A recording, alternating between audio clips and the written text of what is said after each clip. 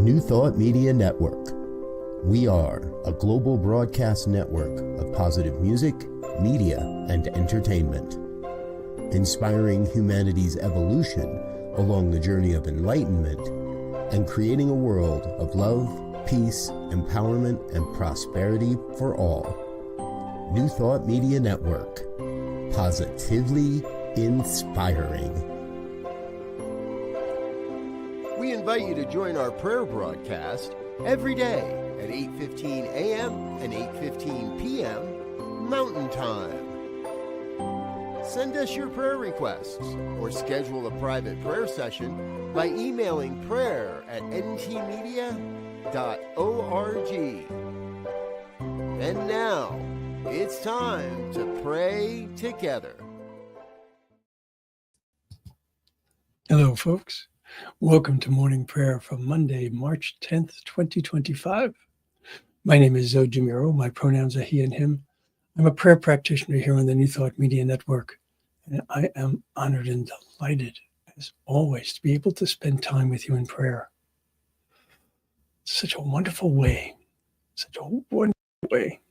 to spend time. So, if there is anything that you would like prayer for, please, by all means, let me know. You can put something into the comments, or you can send a prayer request here at prayer@ntmedia.org. You can also request a more inclusive and a more expansive prayer session with a practitioner. So, email at prayer@ntmedia.org or something in the comments. So,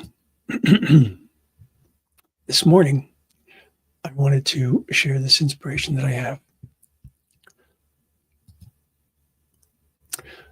This comes from a book called Acts of Faith by Ian Van Zandt.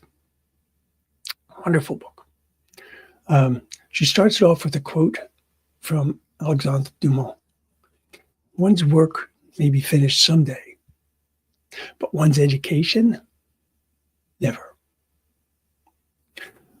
And then Ian goes on to add, never withdraw from the education process by picking and choosing from whom you can learn. Keep your mind open, your ears attuned, and your willingness to learn in the humble state of a student. I really like that quite a bit. It is very easy. It's very easy to withdraw from the education process, either by thinking that, oh, I know everything I need to know. I've already learned all of that. Of course I know that.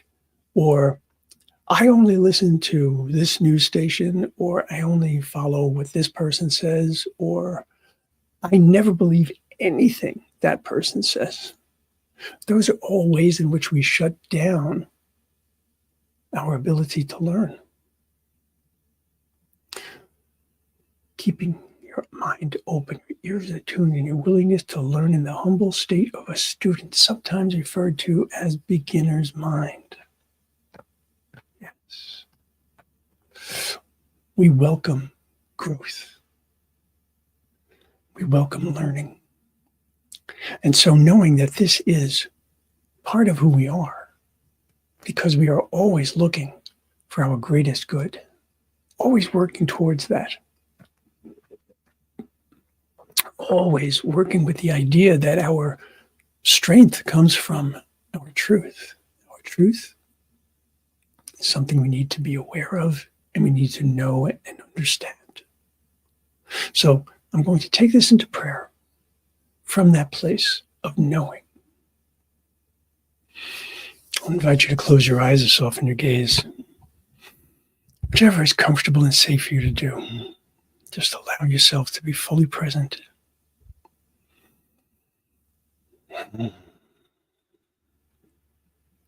And if there are things that need to be done afterwards, they can wait for the moment. If there are things that have been on your mind coming into this prayer session, you can put them aside for the moment and focus on what is most important here and now, and that is the knowing. Right here, right now, I invite you to know with me that God is all there is, that each and every one of us was created from this one source, that each and every one of us was created from a place of abundance. We have been given this opportunity in this world, in this life, in this lifetime here in this plane, to discover, to explore, to learn, to grow. Just as when we were infants, we had to learn literally everything except for the basic bodily functions. No one had to teach us how to breathe. No one had to teach us how to see or how to hear. And our divine abilities are like that. They are a part of who we are. But we need to understand them. We need to explore them. When I say that love is a part of who I am, that I was literally created in love, what does that mean to me? How does that affect my decisions? How does that allow me to be open and to learn? When I speak of compassion, I recognize that compassion is a big part of my ability to accept, my ability to be open, my ability to explore. All of the things that are part of who and whose we are designed for us to grow. And for us to grow, we need to learn. We need to learn not only about our world, truly learn about it, not to be held off by one person's view or one concept or one ideology, but to recognize that there is important information to be gleaned from everything in the world, whether it is simply a warning or whether it is exploring something, exposing something that was hidden beneath the surface that needed to come forward, or whether it is something that accelerates your ability to grow, accelerates your ability to learn, accelerates your ability to be more fully who and whose you are. All of this is part of our divine purpose. All of this is part of our divine makeup.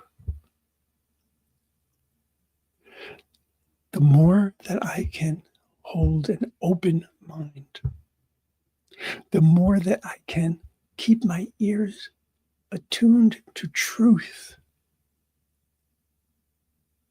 And how do I know I'm attuned to truth? Well, at times I can't always tell, but at other times it's very clear.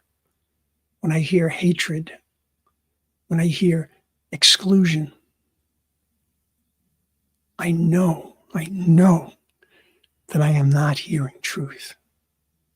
Because there is nothing in my divine makeup that says anyone should be excluded, or that anyone is less than, or that anyone is undeserving. No, it doesn't work that way. So my understanding of God is all there is has a tremendous effect on my life, a tremendous impact in my ability to be truly a place where the light and the love of God shines in this world. The more that I think I know everything, the more I am shutting myself off from learning. There is always more to learn.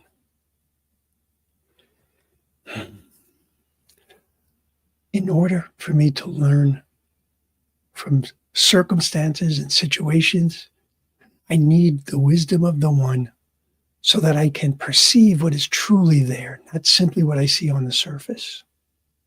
If I am looking to understand and to grow and to learn about other people, I need to relate to them. I need to be able to find common ground. And of course, the common ground that is always in existence, always present, is that each of us is created by the One. Each of us is the beloved of the One. And so each of us has something magnificent within. Each of us has something magnificent that they can contribute to the world. My prayer today is for each of us to be able to understand who and whose we truly are, allowing that knowledge to guide us, to inform us, to bring us to a place of peace, of harmony, of compassion, of love.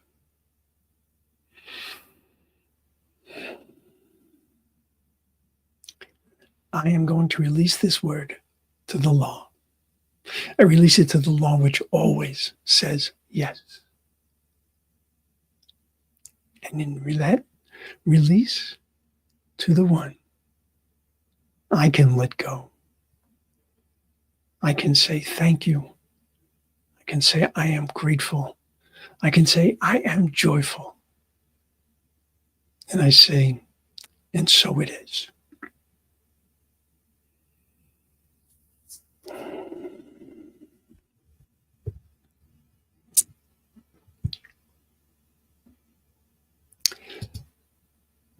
A phrase that I hear very often in New Thought is, I know that I know that I know. And I understand that. But always know that there is more.